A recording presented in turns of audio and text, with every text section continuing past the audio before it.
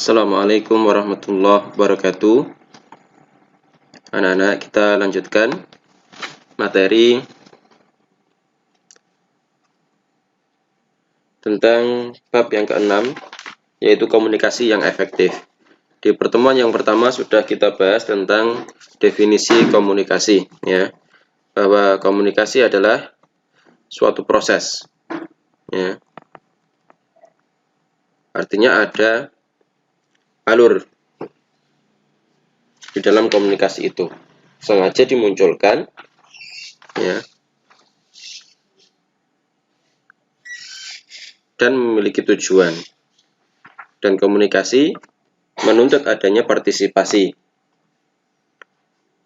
Serta komunikasi tersebut juga bersifat simbolis dan bersifat transaksional. Artinya ada yang memberi dan ada yang menerima. Ada yang memberi komunikasi, ada yang menerima komunikasi.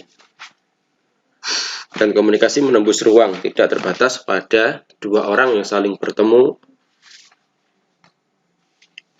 secara bersamaan, tapi bisa juga di luar itu, ya. Saya di sini, lalu saudara saya misalkan di Bandung, maka ini menembus ruang, ya. Bahkan tidak hanya dalam kota, di luar kota ataupun antar negara juga bisa terjadi komunikasi. Selanjutnya adalah tentang elemen-elemen komunikasi. Ini saya kira sudah biasa diulang-ulang pada pelajaran komunikasi, apa saja elemen-elemen komunikasi, ya. Yang pertama adalah source atau sumber, ya. Sumber komunikasi.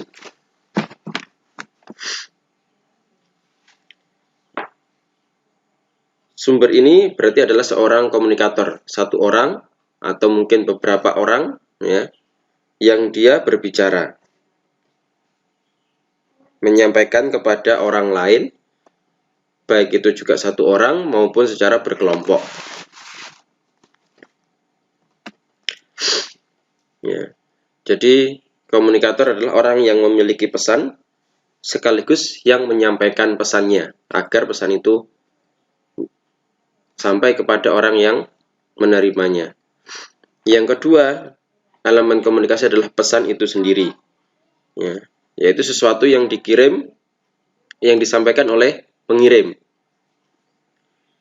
Bisa berupa pesan itu verbal, yaitu bahasa lisan, seperti saya bicara seperti ini, yaitu bahasa tutur, ya, maupun tulisan, itu verbal, ya, masih verbal. Jadi orang bikin buku, kita baca bukunya, maka itu adalah pesan secara verbal. Ada juga pesan secara non-verbal, ya, seperti gambar, ya, seperti di Instagram itu pesan non-verbal, ya. Kita harus bisa menangkap apa maksud dari gambar tersebut. Seperti baliho-baliho di jalan-jalan, itu kamu harus bisa menangkap maksud dari gambar itu apa, ya. Atau juga non-verbal bisa berupa kode-kode, ya, di plat nomor, ya. Itu adalah kode, ya. AGO berarti pesannya ini motornya dari Kediri, ya. LO ini mobilnya dari Surabaya, dan seterusnya. Bisa juga berupa sandi-sandi, ya. Kalau kalian pramuka ada sandi Morse, ya, dan lain sebagainya. Ada juga non-verbal, bisa juga berupa isyarat. Seperti orang tuna rungu yang dia tidak bisa bicara, maka ada pakai bahasa isyarat, tangannya ini bergerak, ya. Kalau di TV-TV namanya telewicara, orang yang mengomunikasikan kepada orang yang tunarungu ketika melihat televisi. Nah, ini peluang bagi para telewicara ini, ya, ini sudah mulai diminati, ya, untuk mereka-mereka yang menyampaikan pesan kepada seorang tunarungu, ya. Pekerjaan ini adalah peluang pekerjaan bagi mereka. Nah, maka kalian kalau bisa belajar itu, silakan belajar. Misalnya ada tetangga yang mempunyai kondisi tunarungu, ibunya bisa berbicara dengan dia, kamu belajar sama ibunya. Ya, nggak harus kamu di sekolah formal. Atau kamu bisa belajar lewat video YouTube, ya, atau lewat Google. A itu bagaimana tangannya, B itu bagaimana, dan seterusnya. Ya, ini peluang pekerjaan ya. Kamu sekarang tetap bisa karena ini daring. Kamu bisa belajar kemanapun dan dimanapun, ya. Cari yang gratisan ada, yang berbayar silahkan. Begitu. Sebenarnya kita tetap kreatif, tetap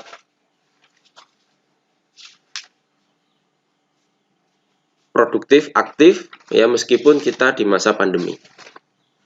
Ada juga pesan berupa langsung, ya langsung ngomong begitu, ya. Atau juga berupa tidak langsung pesannya. Seperti apa? Seperti tulisan, ini tidak langsung, ya. Kita tujukan ke siapa, ini tidak langsung. Tapi terkadang bisa dibaca banyak orang, ya. Jadi kita nulis di medsos misalkan, atau nulis di status WA. Itu dibaca banyak orang, aslinya tujuannya untuk satu orang terkadang. Ya. Ini namanya pesan yang tidak langsung.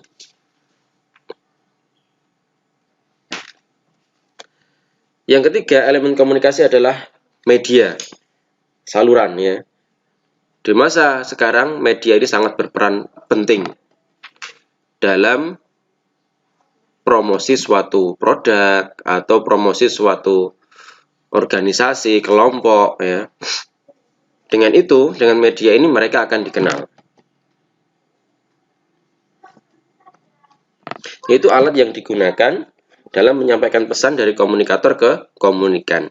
Kalau dia secara langsung ngomong, berarti ya alatnya yang digunakan adalah ya bibir suara. Kalau dia gambar, berarti alatnya yang dipakai ya foto macam-macam ya. Ada Instagram, ada Facebook, ada apa itu medianya.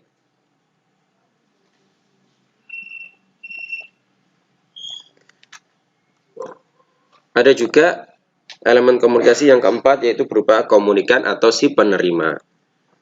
Yaitu objek yang menerima pesan. Ya. Dan dia menerima pesan dalam bentuk komunikasi yang dikirimkan oleh si sumber tadi yang pertama. Yang kelima, elemen komunikasi adalah feedback.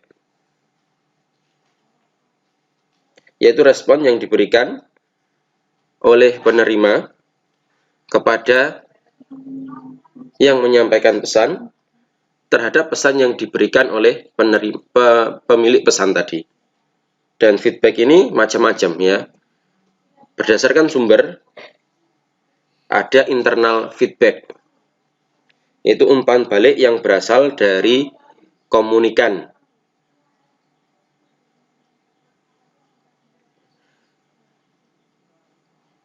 Jadi umpan balik yang berasal dari komunikator ya.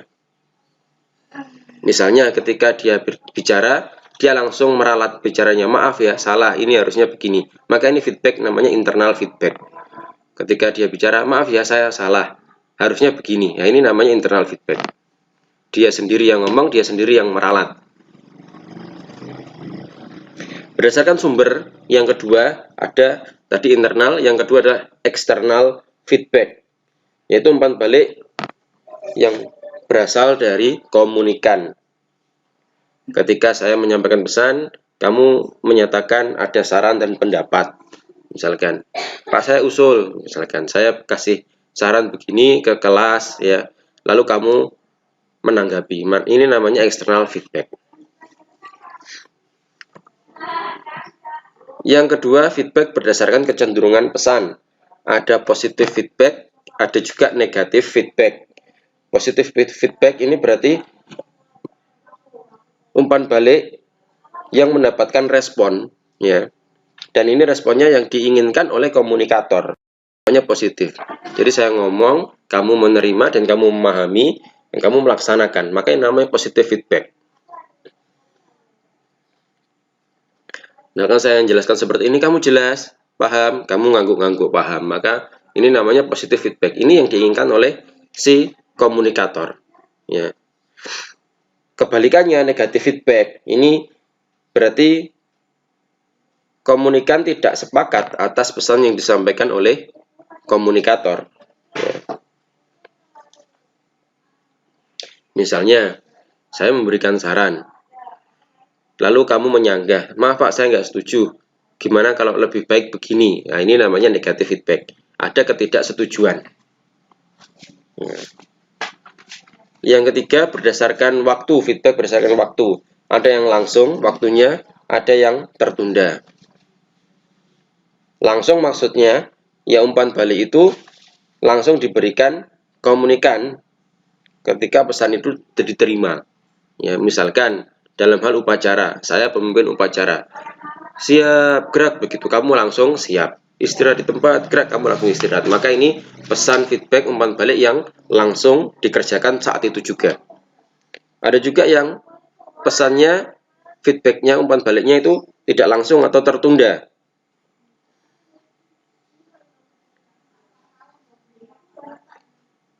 Contoh, ya, ketika selesai ujian misalkan pilihan ganda, ya, gurunya sudah memberikan jawabannya 1A, 2B, dan seterusnya sampai 20. Lalu ada yang bertanya, Bu, Pak, tolong yang nomor 5 tadi jawabannya apa ya? Ini namanya tidak langsung, ya, begitu, tertunda. Nah, sudah selesai, diulangi lagi kembali. Namanya pesan yang atau feedback yang tertunda, seperti itu.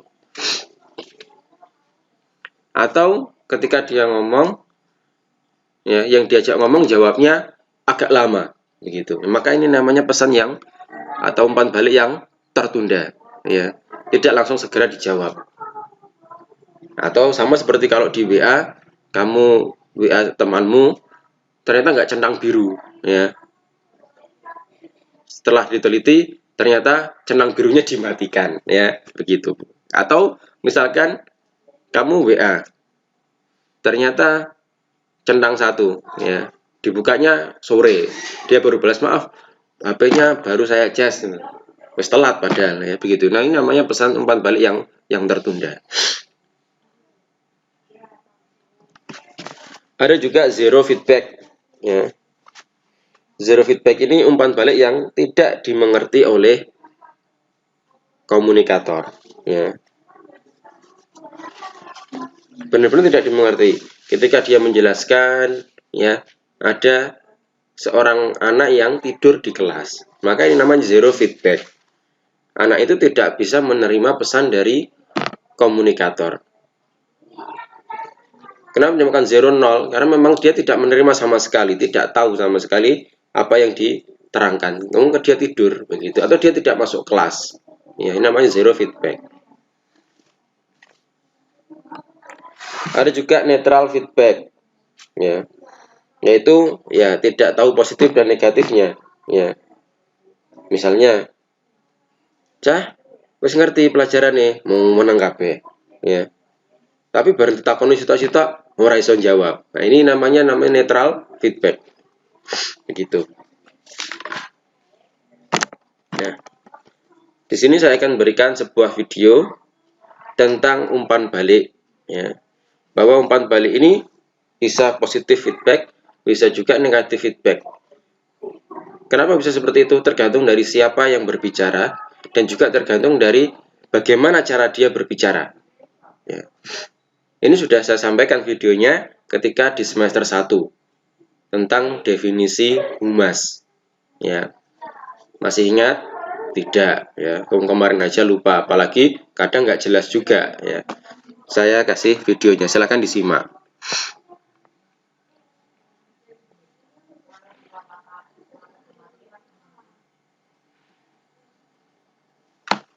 Ini film tentang naga bonar, ya. Mak, Kirana, aku pamit mau ke Jakarta. Cucumu, Mak, anakmu Kirana, si Bonaga itu mengajakku ke Jakarta. Katanya dia mau bikin pabrik di sana. Jadi dia ingin aku melihat usahanya itu. Jadi aku harus meninggalkan kalian dulu. Boleh kan, Mak? Ya.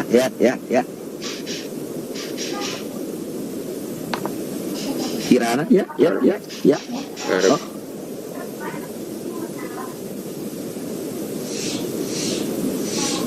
Cuma beberapa hari saja lah. Aku kan pasti kembali kemari. Aku sudah siapkan tempat aku berbaring di sampingmu, Kirana. Nah, ini tadi zero feedbacknya. Dia ngomong ke orang yang tidak bisa mendengar. Ya. Yang sudah mati tidak ngomong. Ya, itu mati nggak ada umpan balik. Di sebelahmu, Mak.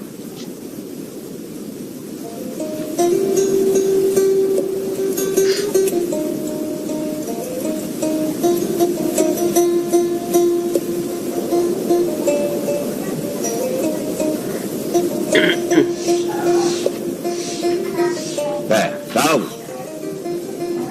bujang. Jadi selama aku pergi, tolong kau jaga Mak dan Kirana. Urus mereka baik-baik. Awas kau bujang.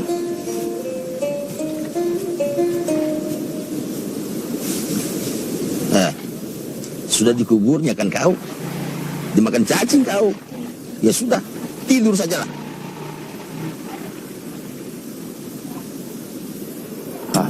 Masalahnya di perkebunan kelapa sawit itu ada kuburan orang-orang yang paling dicintai oleh bapak gua.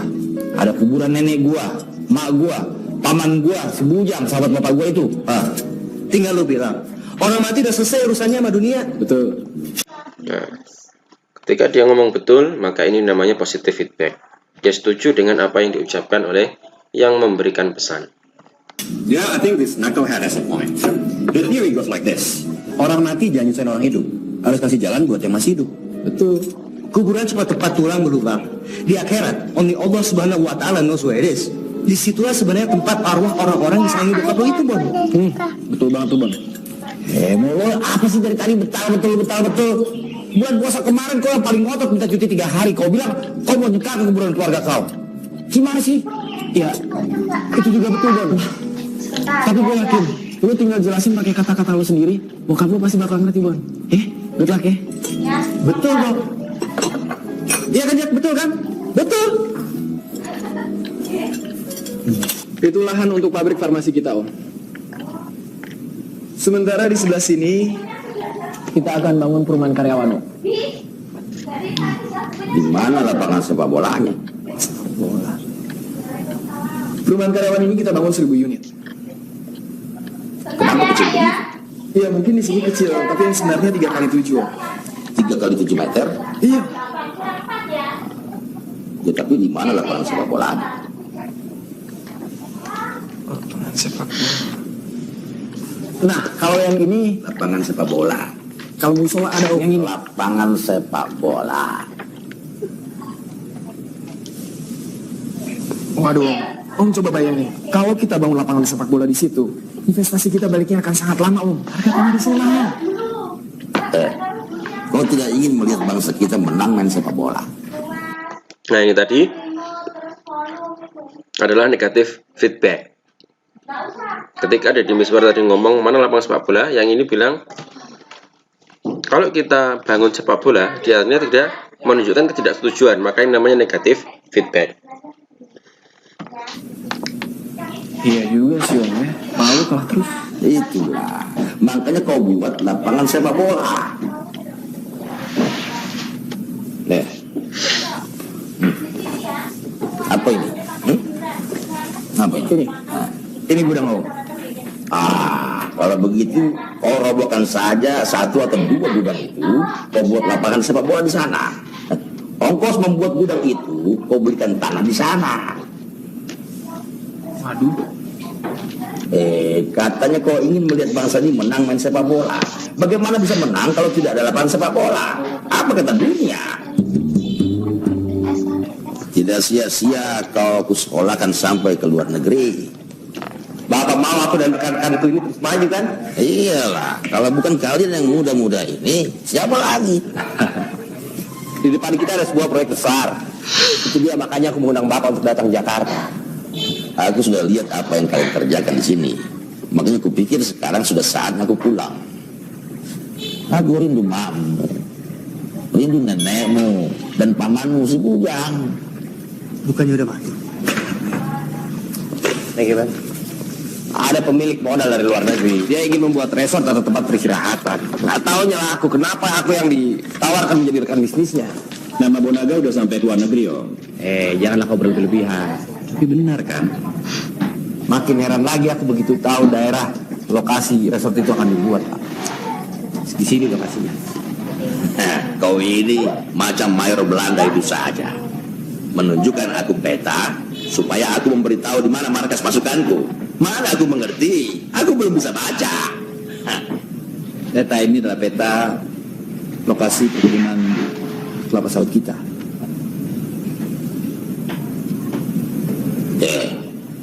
Begitu banyak kebun kelapa sawit di negeri ini. Kenapa harus kebun kita? Iya, karena mereka suka dengan kontur perkebunan kita yang berbukit-bukit. Dan ada daerah landainya juga. Mereka udah cari kemana-mana tapi nggak dapat tempat yang sebagus punya kita. Kau bilang buat apa tadi? Resort. Nanti akan ada hotelnya, akan ada rumahnya, akan ada lapangan olahraganya. Nah nanti orang-orang yang minat di sana, para turis itu akan melakukan dharma wisata ke desa-desa sekitar situ. Nah orang-orang desa itu nanti akan mendapatkan penghasilan dari para turis itu. Nah satu lagi nih Pak, pohon kelapa sawit kita itu kan sudah tua, sudah tidak produktif, ya kan? Nah itu akan kita biarkan saja sebagai hiasan. Ya. Bora, pohon kelapa sawit itu kutanami dengan tanganku sendiri di tanah nenek. Dan di sana itu ada kuburan makmu, nenekmu dan pamanmu yang bengak si Bujang itu yang sudah kubilang sama dia, jangan kau bertempur. Dia bertempur juga sekarang mati dia makan cacing dia. Lupa kau mau ada. Itulah yang membuat aku bingung. Tidak perlu bingung, kau bilang saja tidak. Ya masih tahu. Begini, Om. Kalau ini jadi, nilai proyeknya tidak akan kurang dari 2 triliun. Ya, Bon, ya? Proyek terbesar yang pernah kita kerjakan. Ini akan buat Bonaga jadi pengusaha medan paling sukses di Jakarta. Yang mereka bilang, Om. Ini benar kan?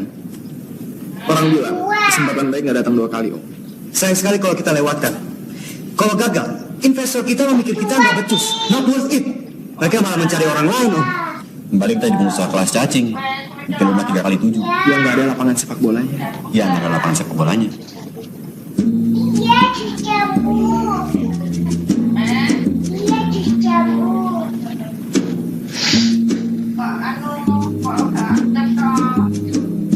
Ya, sama cicamu. Oke, aku tahu Bapak marah sama aku. Tapi jangan diam seperti itu bicara.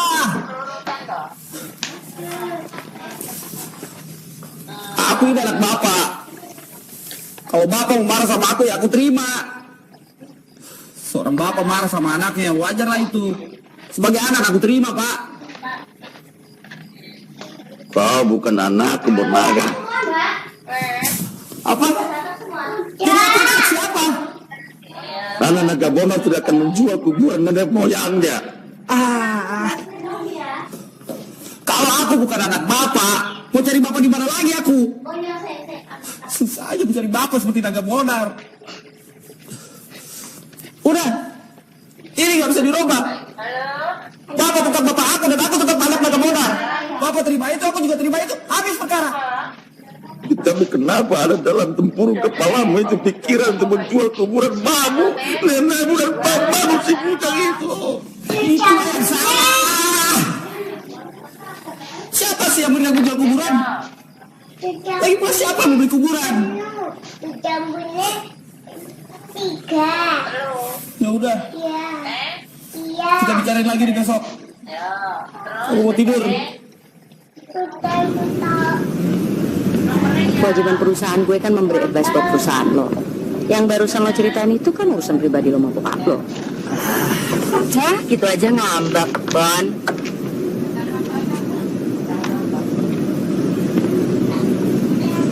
Duduk.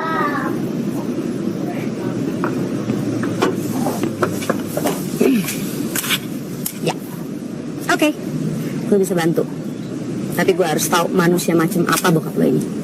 Jadi dari tadi aku bicara kau nggak dengar? Bukannya dari tadi yang lo ceritain itu diri lo sendiri. Cuman bedanya tokoh kita satu ini sudah tua. Tua, Apa itu? tua banget. Ya maaf, ini rekaman nih Mbak. Ya, Tidak pernah kuliah di luar negeri. Pernah ikut perang kemerdekaan. Terus apa lagi? Belum ikutan berperang, dia pernah jadi pencopet. Hah? Are you serious? Ya enggak lah, canda. Ah, Nah, soal bapak gua, Monita akan bantu kita ya. Yalah, itu harus. Pokoknya man, lu pakai ilmu lu buat nakukin bokapnya Bonaga. Habis itu, lu ngedapetin anaknya. Cokap. Sorry, Bos. Oke. Keluarannya segini nih. Nih. Betul, keluarannya segini. Iya. Kenapa? Kebanyakan ya? Bon, gue udah usaha mati-matian tapi dapatnya cuma segini. Lu nego sama mereka. Iya. Gue bilang apa?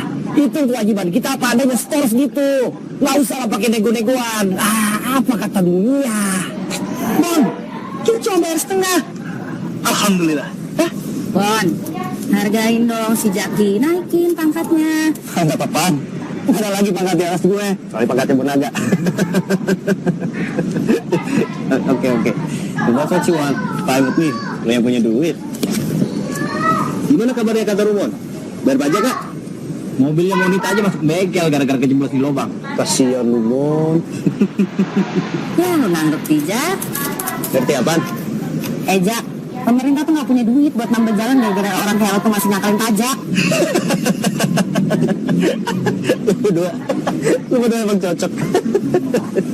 Sorry. Excuse me. Gue mau sholat dulu. Sama apa lo? Sholat tau gak?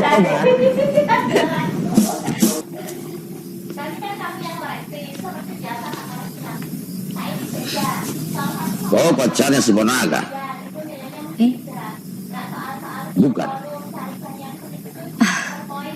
Kenapa? Bapak tanya saja sama dia, Pak. Aku sedang bicara dengan kau. Iya, tapi pertanyaan itu buat Bonaga saja, Pak. Kalau kutanya si Bonaga, jawabannya selalu berputar-putar. Tidak jelas mana kepala, mana ekor. Makanya kutanya kau. Ini pertanyaan tidak etis buat saya, Pak. Kau kan tinggal jawab saja. Kalau ya, sudah. Kalau tidak, ya juga sudah. Oke. Saya sendiri nggak tahu saya pacarnya Bonaga atau bukan. Maksud saya, Wah, sama saja jawabanmu. Macam mencari ketiak ular aku. oke. Saya mencintai Bonaga.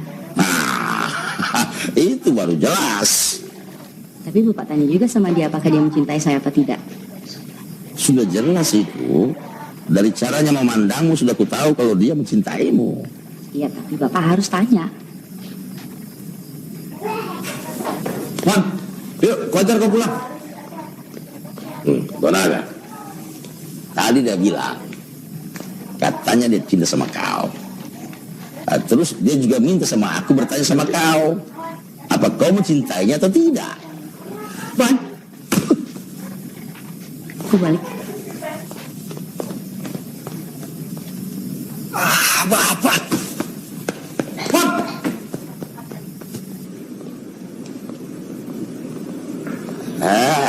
Monita. Hey, Monita akan memperlihatkan sesuatu sama Bapak. Hah?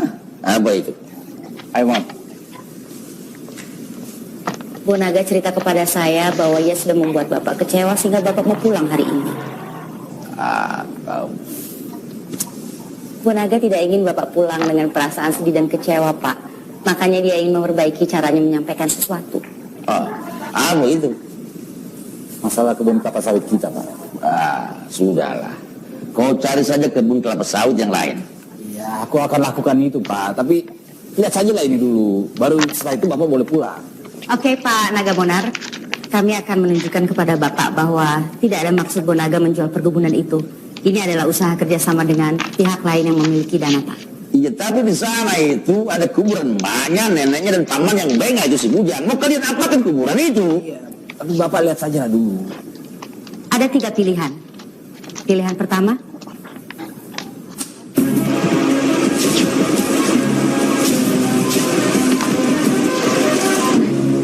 kuburan diratakan saja dengan tanah. Habis perkara. Ulang apa? Bapak sabar dulu. Ini belum selesai. Bapak lihat saja dulu. Ya.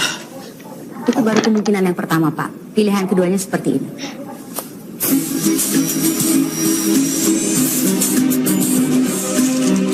Mau dibawa kemana itu?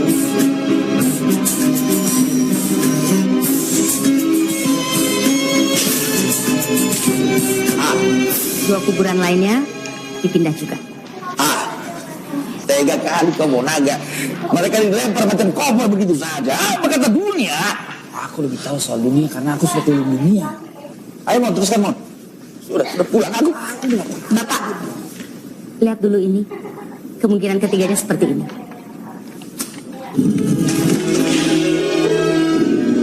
Kuburan dipertahankan, dibuat tidak seram lagi.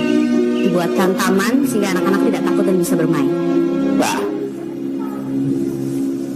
Jadi dengan adanya taman ini, yang kau. Aku mau tanya sama kau, Monita. Apa tidak aneh kalau kuburan dijadikan tempat bermain anak? Kenapa membiarkan kuburan menjadi tempat yang seram, Pak? Bukankah keriangan anak-anak yang bermain juga membuat gembira orang-orang yang ada di dalam kubur? jadi makku, nenekku, dan pamanku si Bujang tidak akan kesepian lagi. Dan nanti kalau Bapak mau berziarah ke sana, bisa sambil bermain-main bersama anak-anak. Hah? Betul. Jadi nanti kalau punya cucu, Kau juga diam. Aku mau tanya sama kau. Ini sebetulnya pikiran kau atau pikiran si Bonaga? Ini pasti pikiran kau ini. Tugas saya memang memberi saran dan masukan untuk Bonaga, Pak. Kira aku itu sebetulnya, Pak. Tapi Monita menyampaikannya lebih baik. Dua orang ini memang cocok kok. Kau juga diam. Aku kan sudah bilang sama kalian berdua. Kalian ini cocok jadi suami istri. Ya. Ayolah, aku antar ke airport. Tidak jadi pulang aku. Aku setuju dengan pikiran si Monita itu. Kuburan makmu, nenekmu dan pamanmu itu dijadikan taman. Nah, di sekelilingnya terserah kau mau jadikan apa. Bikin yang sing mau loh. Nah, seperti itu ya. Sebuah video yang menunjukkan pertama adalah positif negatif feedback, lalu cara mengomunikasikannya dirubah, maka bisa menjadi positif feedback ya. Demikian yang bisa disampaikan pada pertemuan kita kali ini. Kita lanjutkan pada pertemuan yang akan datang. Saya akhiri. Assalamualaikum warahmatullahi wabarakatuh.